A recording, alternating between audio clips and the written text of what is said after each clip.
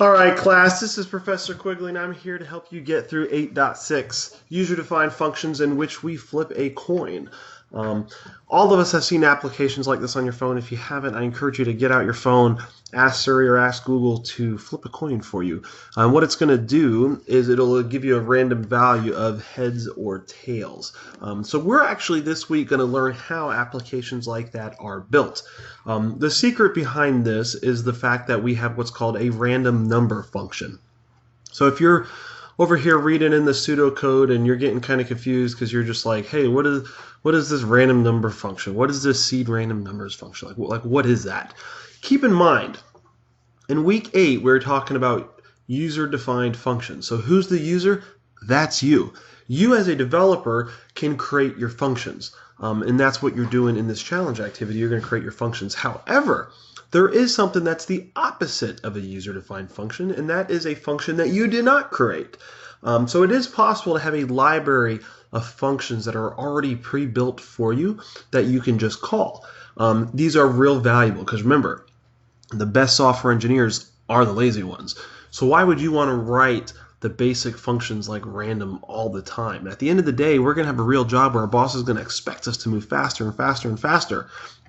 Those developers that are lazy are the ones who are going to reuse code that was written before. So even though this week we don't know exactly how random numbers works or what does seed random numbers even mean, I promise you that if you search Zybooks over here, so if you go hit menu, you go all the way to the top and hit search, and you type this in. So if I were to type in, seed random numbers, you'll see that we actually discussed this in week 2. Now, I'm going to tell you right now, in week 2, I know none of us were really understanding what a function was, so that's okay. I'd encourage you to go back this week and actually read along to find out exactly what it is that is doing.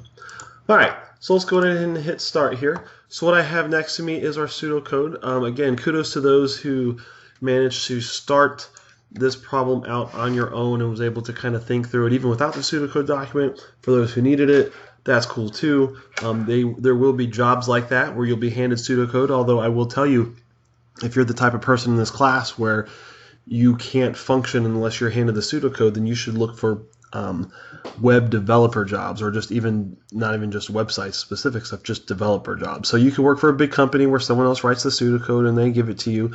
But as a developer, you won't make as much as you would if you were a software engineer, because an engineer doesn't have someone handing them the pseudocode. An engineer is having someone hand them a problem, and they have to think through that, solve the problem, and then go write the code.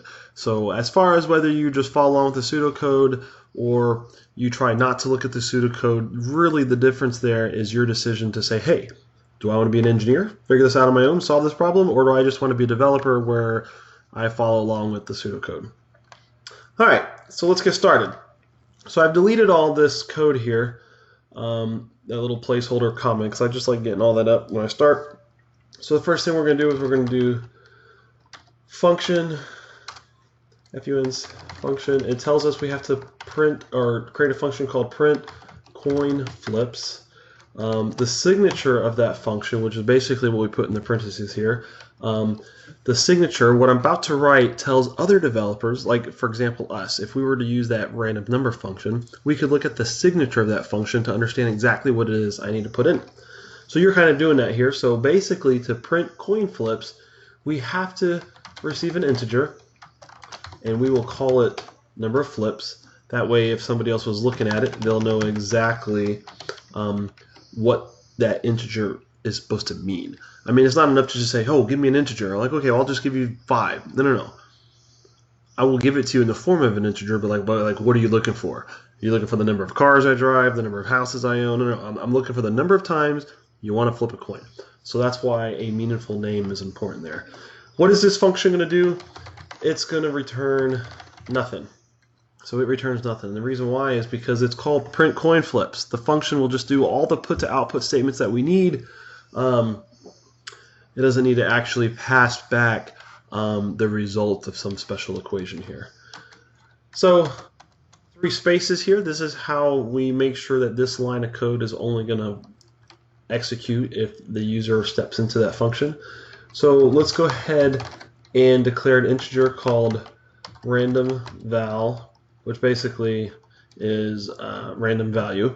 Then we'll do integer I, because we're going to need a for loop. What I'm going to do here, I'm going to put rest of function code. So I'm going to tap the brakes on that function here for a little bit, because before we figure out what it actually needs to do, let's just think about the program as a whole at a high level first. So I'm going to go ahead and write function main. Every application has a main function. That's how you know which function to start. So when this code works, we don't want it to start on line 1 like you would think, line 1, 2, 3, 4, 5, 6, 7. No, we want it to start on line 7, or whatever line it is that has the main function declared. Returns nothing. So most of your main functions do return nothing because it's just the application running. Your functions within that will return something. Alright, so I indent over 3 spaces, so let's think about this, right? So forget the function and the for loops and all that complicated stuff right now. What does our application need to do at a very high level? It needs to ask the user how many number of times they want to flip the coin. And then we're actually going to just output that on the screen. So the reason why I like to not start with the function, I like to start with the easy stuff. So we know if we're going to have to, in memory, do something based on the number of times that the user wants to flip the coin, we have to kind of like not just be told that number, like we have to commit it to memory so we can use it later. So we're going to declare an integer called number flips. Now, the reason why I have to declare it here is because all the indented code that is inside a function, when you declare a variable, basically you're saying reserve me a spot in memory so I can hold this value. That will only hold true inside of a function. So if I declare, like I did up here on line 2, random value, if I'm inside this function, this main function on line 8, and I say random value equals something, it's not going to know what that is because a function can't see what's inside of another function. So I'm declaring integer number flips so that way I can pass it into the other function. So important thing to note, each function can only see their own variables. If you want to pass a value back and forth from function to function, that's when you have to do it inside the parentheses. When you're passing that value in, it's called an argument, and when you're receiving it, it's called a parameter. So number of flips. So let's go ahead and actually, you know what? Let's get back over here to the pseudocode. So if we're following along with the pseudocode, it says we have to seed random numbers too. So it literally says to write this line of code. So I'm going to listen to what it's telling me to do and seed random numbers. Now if you go back in week 2 and you read what that's doing there, basically it's talking about, I think it's just Zybook specific, where it's saying I need it to kind of set aside 2 random numbers for us. But you can go back in week 2 and read all about that if you would like. For me, I'm just going to trust it and keep going here. So I declared number flips. I've set some random number. Now I'm going to say number flips equals get next input from the user. Now that we have that value from the user, we're going to call our function print coin flips. Number of flips is what we need to pass in. Now I know that I need to pass in number of flips here because that's what it says I need to do over here. I don't need to write integer over here because I'm not declaring an integer and I'm not creating a function. In this function, I've already said integer number of flips is going to be just an integer. I've already declared it, so over here I don't have to declare it again. All I have to do is just refer to it, pass it in, and then when the code jumps over to here, it'll know what to do. Again, I made a video in like week 8 at the start of this week where I go line by line and show you exactly how a computer thinks. It'd be helpful if you'd go refer to that, and some of this will kind of make sense to you. But for the most part, at a high level, that's what our application needs to do. You declare number of flips. We're going to secure 2 random numbers. We're going to set the number of flips that the user wants to do to whatever the user types in, and then we're going to call this function that's going to do all that special calculation for us. So let's jump back over here to line number 5. Now that we have a good idea of our program, what it's going to do, let's talk about what that function needs to do in order for us to kind of support that high-level goal. We're going to do a for loop. Now, Why am I doing a for loop? Why am I not doing a while loop? Because a while loop is great when I don't know how many times I'm going to have to do the loop. In this case, I know exactly how many times I need to do the loop because I asked the user how many times do they want to flip a coin. I stored that number in memory, so I know exactly how many times we're going to do a loop. So let's do it. We're going to start I to equal 0 because we want to count to 0, or that's where we're going to start from. Then what we're going to say keep in mind it's kind of like short for iteration, right? So our first iteration will be 0. Then we're going to keep going as long as the iteration number that we're on is less than the number of flips that the user wants us to loop over. And then in order to make each loop count, in order for the computer to do that counting, we're going to say I equals I plus 1. Again, if you need a deeper explanation on that, I encourage you to go to the previous 2 weeks and watch some of those videos and step through those activities again. All right, so we declared random value up there, so we're going to say random value equals, and this is where we're going to call a function called random number, and we're going to ask for either 0 or a 1. Again, random number is something that's not specific to Zybooks. That's actually specific to a lot of different applications, but you don't have to create that function because it's already built into those frameworks for you, or those libraries. So again, you can read about what random number is if you go to week 2 and search for that. It'll make more sense now because we learned that in week 2 and none of us really knew what a function was. So now that we do, we go back and look at that, it will make a whole lot more sense. But what's happening here on line 6 is we said, hey, I just need a random value. I need you to basically randomly give me a 0 or 1, which is kind of like a heads or tails.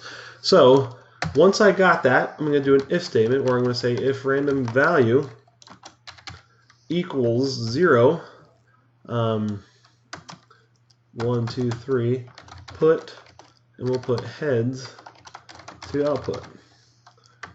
Now, if you notice these vertical lines over here, many students get tripped up on their indentions, and stuff isn't indented. The reason why indentation is so important because it allows us to understand, like, hey, only execute line 8 if line 7 was true.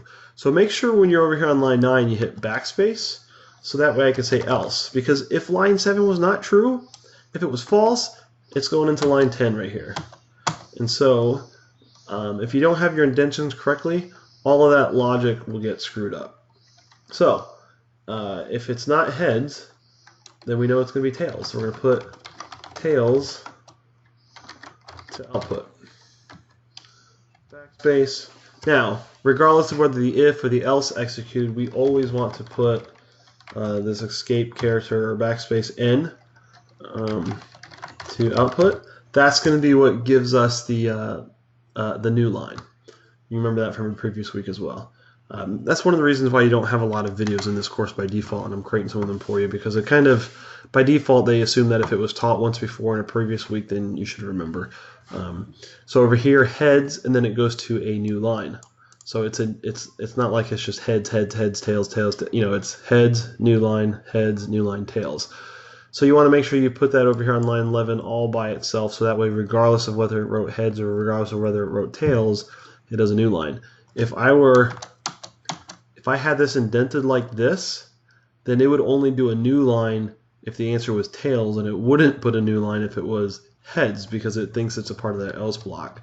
So make sure you have your indentions correct there. All right, so let's check our work. I think that is all we need to do, and we are good. Good to go.